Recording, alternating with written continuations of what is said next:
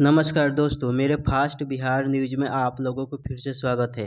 दोस्तों, कल के दिन यानी होली के दिन खेसारी लाल यादव लाइव आए थे और दर्शकों को ढेर सारे शुभकामना दिए थे। दोस्तों, कल के दिन यानी होली के दिन खेसारी लाल यादव को सन ऑफ बिहार सिनेमा हॉलों में लग चुकी है। सुनने को मिल रहा है कि सन ऑफ बिहार हॉलों में यानी दर्शकों को कम भीड़ जुट रही है, यानी दर्शकों से ज़्यादा भीड़ नहीं जुट रही है सिनेमा हॉलों में।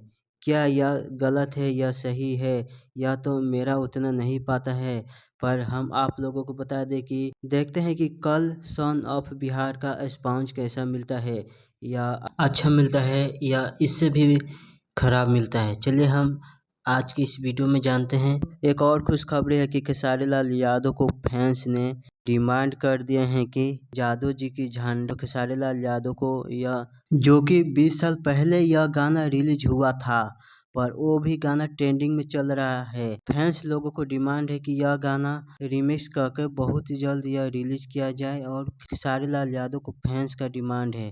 देखते हैं यह गाना कब तक गाना का रिकॉर्डिंग होता है रिमिक्स कर, और पोस्टर कब तक आता है। इससे पहले वीडियो को लाइक कर दीजिए, चैनल को सब्सक्राइब कर लीजिए। तब तक जय हिंद, जय भोजपुरिया।